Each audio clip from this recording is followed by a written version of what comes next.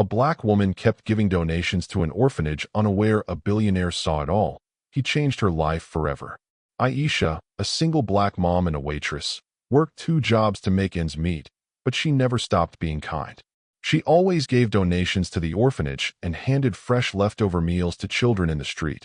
Unaware a man kept watching. She never saw it coming. Every morning, she got up before the sun rose, her body tired but her mind already racing through the day's demands.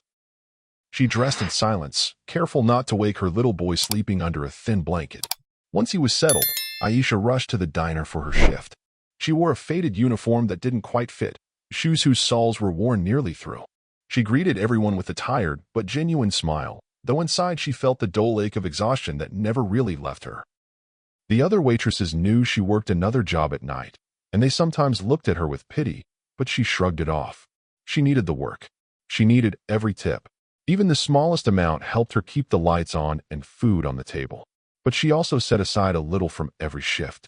Even when she went home with just a few crumpled notes, she made sure to keep a part of it for someone else. Because Aisha never forgot what it felt like to go hungry. She hadn't always been alone, but when her son's father left, she learned the world didn't owe anyone kindness. Instead of becoming bitter, she decided she'd be the person she once needed. Once her shift ended in the afternoon, she went to her second job. She changed in the staff bathroom, stuffing her diner uniform into a plastic bag before putting on simple clothes for cleaning offices downtown. By evening, she was pushing a mop and emptying trash bins in silent hallways, her arms and back aching from hours on her feet. She rarely spoke to anyone there. It was lonely work, but it paid enough to keep her from losing their small apartment. Despite all of this, Aisha never thought of herself first.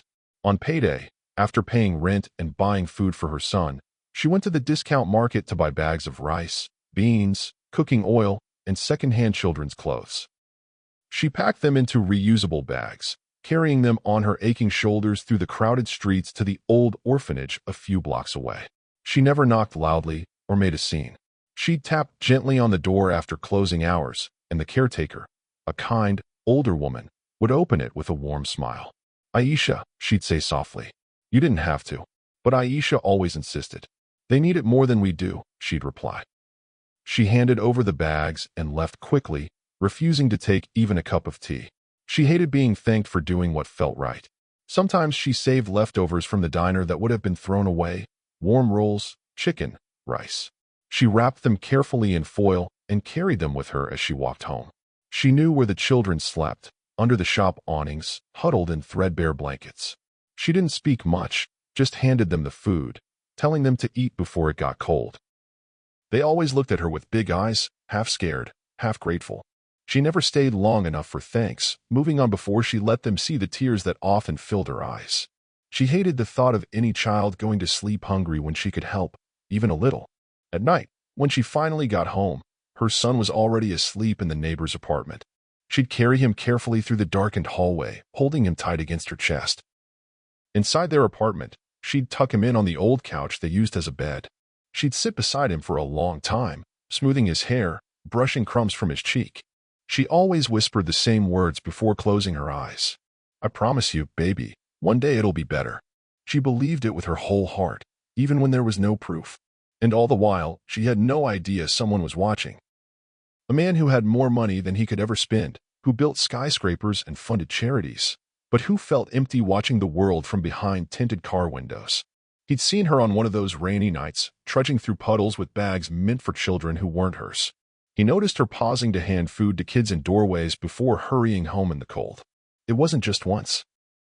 He saw her over and over, always giving, always rushing back to her own small life with nothing left for herself. He asked his people to find out who she was. The report was simple: Aisha Johnson. Single mother. 2 jobs. Donated regularly to the local orphanage. No debts, no criminal record, nothing remarkable except the fact she kept giving when she had almost nothing to spare. He was struck by how different she was from so many people he met. She didn't give for praise or recognition. She didn't post about it or look for approval. She just did it because it needed to be done. He couldn't let it go. He watched, quietly planning. Meanwhile, Aisha kept going. Waking before dawn, working 2 jobs, feeding her son, giving to others, always hoping for a better tomorrow, not knowing that her kindness, so humble and genuine, was about to change her life forever. Every month, without fail, Aisha set aside a small portion of her meager earnings to buy food, clothes, and small toys. She did this with unwavering commitment, even when her own rent threatened to swallow the last of her pay. The choice was never a question for her. She'd count out bills late at night on the kitchen counter, her son asleep in the next room, the hush of their tiny apartment pressing in around her. The money for groceries. The money for bills. The money she had no business sparing but would not withhold. It was often just enough to fill 2 or 3 modest bags. Bags stuffed with rice, beans, dried milk, cans of tomatoes, sometimes a pack of crayons or cheap plastic cars if she'd found a sale. She chose carefully, spending an hour in the discount market running her thumb over price tags, calculating and recalculating, making sure each coin stretched as far as it could. Neighbors sometimes asked her why she bothered when she had so little herself. She would smile tiredly and say, "Because I know how it feels." She left it at that. On one particular evening, the sky was a sheet of gray, heavy with promise of rain that eventually delivered in torrents. The streets turned slick, glinting with reflections of neon shop lights in the puddles. Aisha pulled the hood of her threadbare coat over her hair and adjusted the bags on her arms, determined not to turn back. The weight was punishing. Plastic handles cut into her fingers as she walked, the bag swinging against her knees with each careful step to avoid slipping. Her shoes were cheap and thin-soled, soaking through quickly, but she kept going. Water trickled inside them until her socks were wet and cold. The chill bit into her skin, making her shiver. She passed closed storefronts and the smell of rain on pavement mixed with the tang of city exhaust. A car sped past too close to the curb, splashing her legs with dirty water. She flinched but didn't curse, just shook her leg a little and trudged forward. The orphanage sat at the far end of the street, tucked behind an iron gate that screeched when pushed. The building was old, its plaster cracked and stained by years of weather, but there was light in the windows, a warm glow that beckoned like a promise of refuge. She pushed open the gate carefully, mindful of its squeal. The caretaker, a kindly older woman with soft eyes and lines of worry carved deep into her face, heard the sound and opened the door before Aisha could even knock. "Aisha," she greeted with quiet relief. She always said her name the same way, as if saying a prayer. Aisha nodded, breathless, her hair plastered to her forehead. She wiped her face quickly with her sleeve. "I brought a few things," she managed, lifting the heavy bags to show their contents. The caretaker's eyes shone with gratitude and pity all at once. She looked at the bags and then at Aisha's soaked clothes, the water dripping onto the step. "You shouldn't have come out in this," she scolded gently. Aisha only shook her head. "They need it more than I do." Inside the main room, children's voices lifted in laughter and chatter. They were playing with old, battered toys on the faded rug, but when they saw her at the door, they rushed forward in a wave of excitement. "Aisha," they called in bright, gleeful shouts. She smiled so widely it seemed to banish the lines of fatigue from her face. She dropped to her knees, bags forgotten for the moment, opening her arms to them. The kids piled into her hug, squealing, wrapping their arms around her neck. "Careful," she laughed breathlessly, falling back onto her heels but refusing to let them go. She kissed one little girl on the temple, ruffled a boy's hair, pressed her cheek to another's. The caretaker stood back, hands clasped, watching the reunion with a bittersweet expression. She knew exactly how hard Aisha worked. She knew exactly how little she kept for herself, and yet she never once heard the woman complain. When the children finally let her go, she lifted the bags one by one and opened them for inspection. The kids' eyes went wide at the sight of food, clothes that weren't completely worn out, small toys in bright colors. They oohed and awed, grabbing at the crayons and rolling the toy cars across the floor. "Slow down," Aisha chided gently, smiling. "There's enough for everyone." She distributed everything carefully, making sure no one was left out. She helped tie the 2 big coats around thin shoulders, gave tips on how to make the rice stretch for more meals. The caretaker came forward, voice thick. "Thank you, Aisha. You don't know what this means." But Aisha only shook her head again. "Don't thank me," she said quietly. "They deserve this. More than I do." The woman wanted to protest, to tell her she deserved so much more, but she held her tongue. She knew it wouldn't change Aisha's mind. When everything was sorted and the kids were distracted with their new treasures, Aisha stood slowly, her knees protesting from the cold and wet.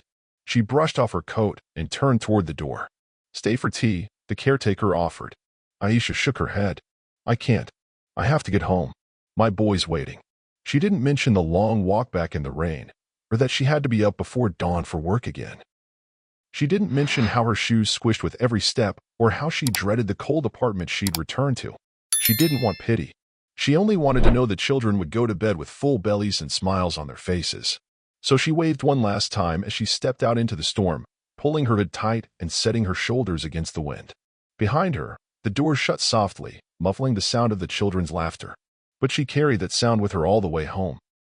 She never once imagined that her monthly trips hadn't gone unnoticed, that someone had seen her slosh through puddles with arms full of food she could barely afford, that someone had watched the way her face lit up when she saw the children, despite her own burdens.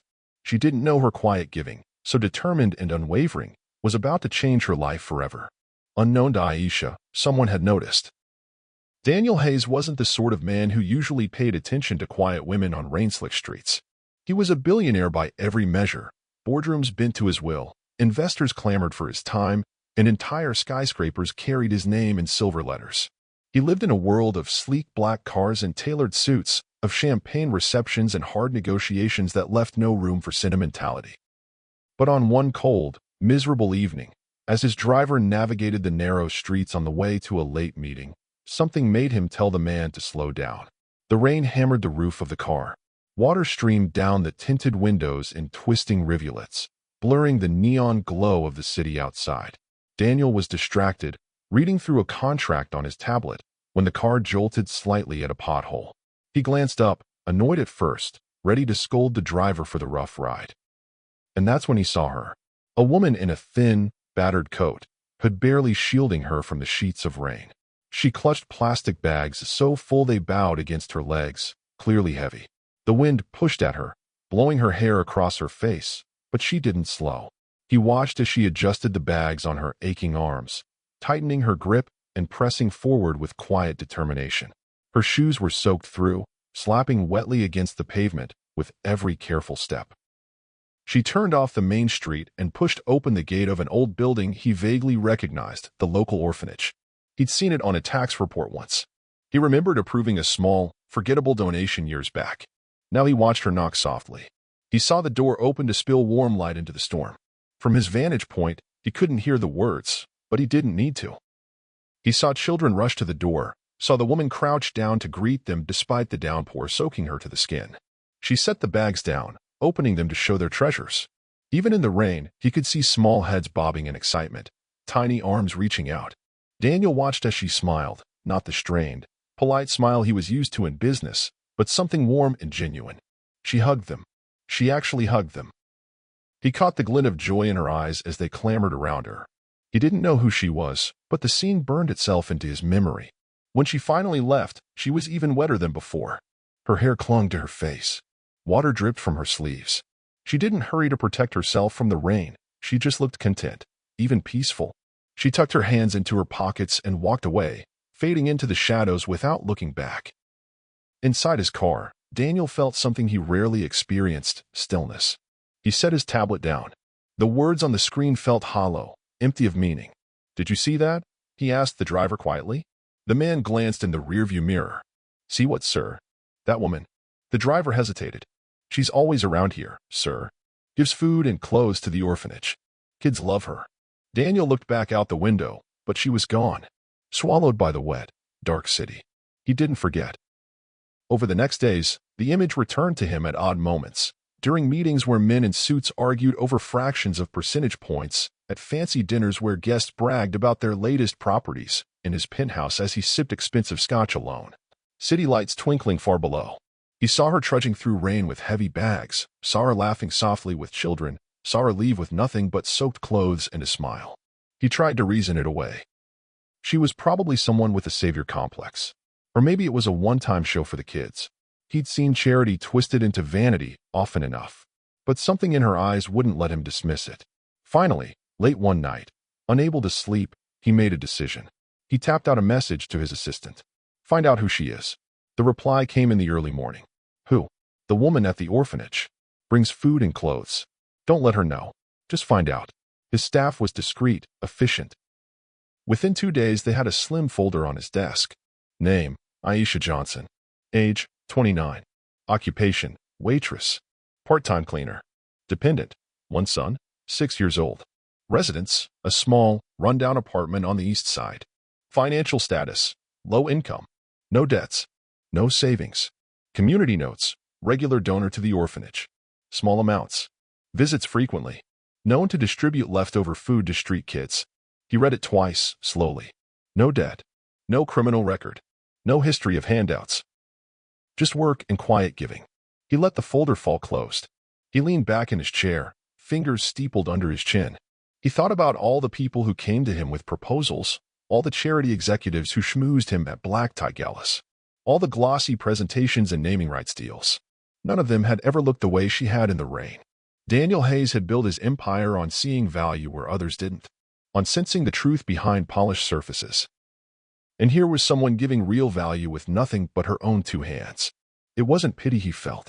It wasn't charity he wanted to give her. It was something else. Recognition. Respect. He wanted to know what kind of heartbeat in the chest of a woman who gave so much when she had so little. He wanted to know what she dreamed of when she fell asleep at night, too tired to keep her eyes open. And, quietly, deep in a part of himself he rarely acknowledged, he wanted to see her smile without the weight of the world on her shoulders. So he picked up the phone. "Keep watching her," he instructed. "But don't interfere. I want to know everything she does. Where she goes. How she lives. Who helps her. And make sure she's safe." The assistant hesitated only briefly. "Yes, sir."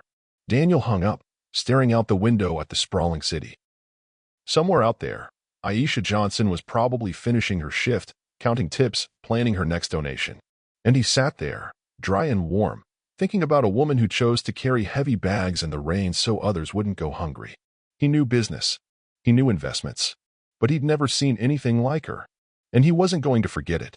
Aisha's day began before dawn, like always, and by the time evening settled over the diner she felt every hour in her aching feet. She pushed herself to keep smiling, refilling coffees, clearing plates, scribbling orders on her pad with a focus that only barely covered her exhaustion. The bell over the door chimed constantly with the rush of the dinner crowd, but she moved through it on autopilot, polite and quiet, not expecting more than a few crumpled dollar bills at the end of her shift. But as the tables slowly emptied and the noise died down, she noticed him. A man in an immaculate suit sat alone in a corner booth, nursing a coffee he'd barely touched. He had a calm, settled air that made him stand out in the tired room. His eyes followed her, not in the hungry or dismissive way some customers did, but with a quiet curiosity she couldn't read. She pretended not to notice, focusing on wiping the counter and stacking cups, but her fingers trembled slightly. When she finally walked over to ask if he needed anything else, he smiled gently and said her name. "Aisha, right?" She froze for just a second. Her name tag was hidden by the fold of her apron. She didn't know how he knew, but he spoke it like they weren't strangers. "Yes," she answered carefully. He didn't push, just nodded. "I'm Daniel." She forced a polite smile. "Nice to meet you. Can I get you anything?" But he shook his head, eyes kind. "I wanted to ask you about the orphanage." That stopped her completely. He crept into her cheeks. She swallowed hard, glancing away, suddenly finding the chip table fascinating. "Oh, that's nothing special." He watched her without saying anything. The silence made her rush on, stumbling over her words. "Just something I try to do. When I can. They need help, that's all. Anyone would do it." Her voice trailed off, embarrassment knotting in her chest. She hated talking about it, hated the thought of sounding like she was bragging. She kept her eyes down, fiddling with the hem of her apron. Daniel didn't interrupt. He let her finish, nodding slowly as if considering every word. There was no amusement in his face, no pity, just something that looked like genuine respect. Finally, he said softly, "It's a good thing you do. Don't dismiss it." She didn't know how to answer. She only shrugged, mumbling that it was nothing, and turned away before he could see the tears threatening. He didn't stop her. When she glanced back once, he was still sitting there, offering nothing but a warm, steady smile. By the time she brought him his check, the diner was nearly empty. He paid without fuss, left a tip that made her eyes widen, and thanked her by name once more before he walked out into the night. She watched him go, wiping her eyes quickly on her sleeve, trying to compose herself for the last round of cleanup. But even long after he left, something about his words, the way he'd really seen her, refused to leave her mind. Days after that quiet conversation in the diner, Aisha received a message that left her breathless. She read it twice, then a third time, heart thudding in her chest. Daniel had asked her to meet him downtown. The morning of the meeting, she stood in front of the cracked mirror in her apartment, smoothing the wrinkles from her best dress. It was plain and old, but she tried to make it look dignified.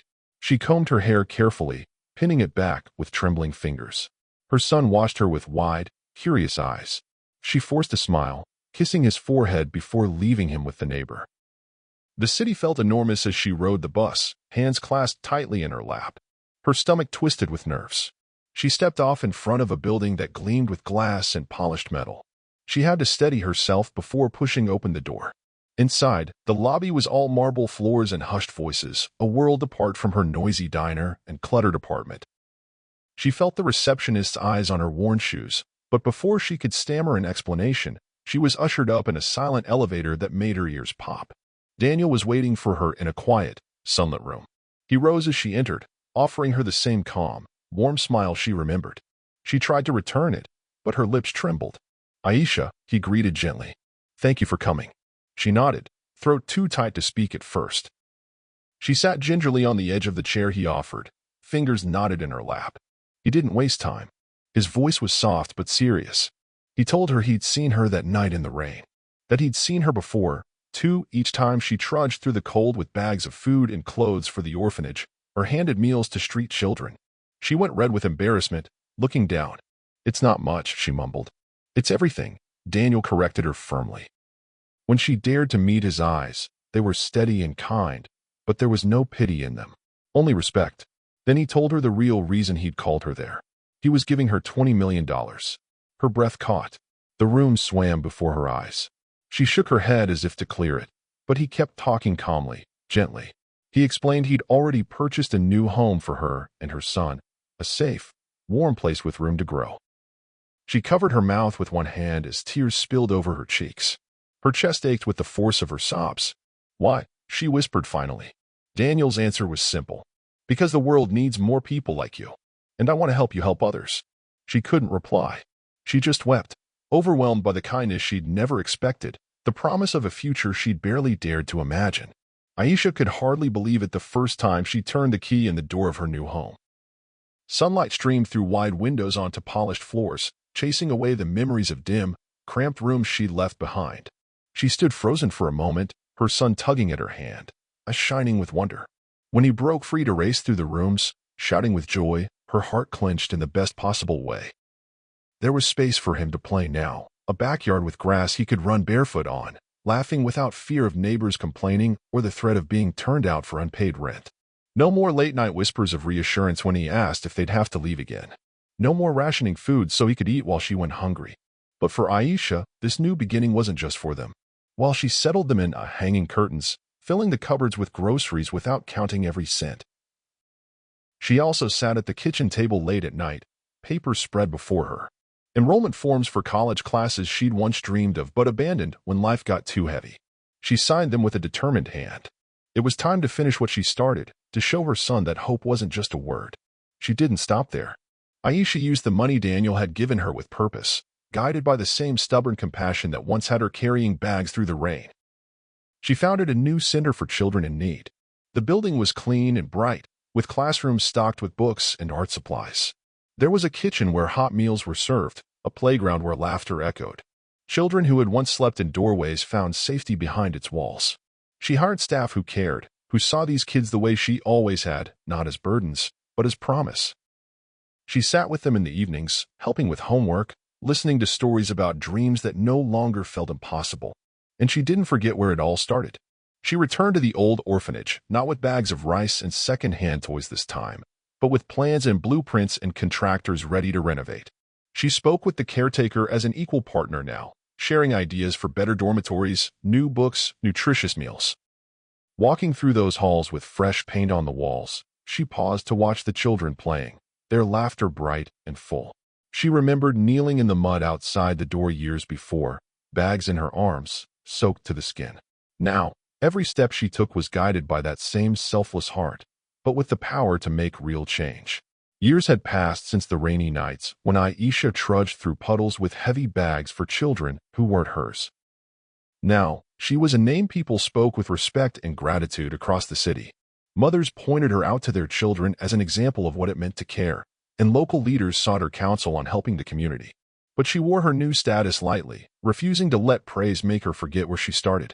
At a community event one crisp autumn evening, she stood on a modest stage. The crowd gathered on folding chairs and picnic blankets. The air buzzed with chatter and the laughter of children running between legs and tables piled with donated food. Aisha smoothed the front of her simple dress, took a calming breath, and began to speak. Her voice was steady but humble, reaching every ear with quiet conviction. She told them she wasn't anyone special, just a woman who believed no child should go hungry or cold. She described her own long nights working 2 jobs, the worry that kept her awake wondering how to keep the lights on, and the stubborn choice she made to give anyway. As she spoke, Daniel sat near the back, older now, his once dark hair streaked with gray. He watched her with a calm pride, remembering the woman he'd first seen shivering in the rain, refusing to stop for herself while others needed her. He didn't need credit for what he'd given her. He just watched her shine. When she finished, the crowd erupted in applause, not polite but heartfelt, the kind that rattled through the chest. She smiled, dipping her head, and stepped down from the stage to greet people one by one. She hugged old friends, spoke to new volunteers eager to help at her center, and knelt to listen to shy, giggling children. Later that night, long after the event had ended and the tables were cleared, Aisha sat on her porch with her teenage son beside her. He was taller now, his shoulders broader, but he rested his head on her shoulder the way he had as a little boy. They didn't need words. Above them, the stars glittered, cold and bright, and the sounds of the neighborhood quieted to a gentle hush. She looked out over the yard they'd once been amazed to call their own, and beyond it to the city she'd helped change in small but lasting ways. She closed her eyes, feeling the weight of her son against her, and whispered thanks for the life they'd built, for the life transformed beyond her wildest dreams, by kindness freely given and grieffully received. If you enjoyed Aisha and Daniel's story of kindness and transformation, please like, share, and subscribe for more inspiring tales. Tell us in the comments what you think about how Aisha's journey ended and how Daniel's helped changed everything. Rate the story on a scale of 10 and let us know where you're watching from. Your thoughts mean so much to us and help us keep sharing stories that move hearts and remind us all of the power of giving.